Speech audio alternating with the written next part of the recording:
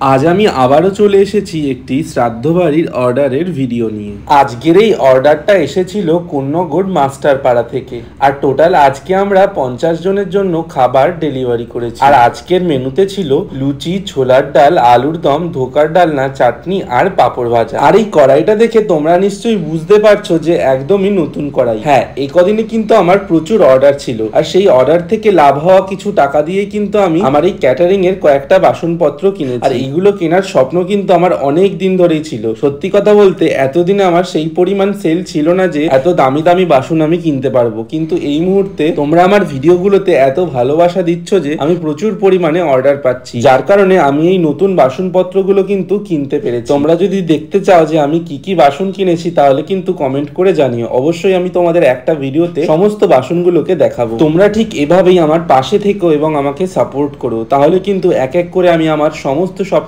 পূরণ করতে পারবো এবং আমি আমার এই ব্যবসাটাকেও আরো বড় করতে পারবো। আর আমার কিন্তু শুধু রান্না করা অথবা এই ক্যাটারিং এর ব্যবসাটা কি অনেক বড় জায়গায় নিয়ে যাওয়া একমাত্র স্বপ্ন অথবা লাইফের গোল নয়। আমি কিন্তু এর বাইরেও আরো অনেক কিছু করতে চাই। আমি লাইফে কি কি করতে চাই সেই সমস্তই এক এক করে তোমাদের সঙ্গে শেয়ার করব।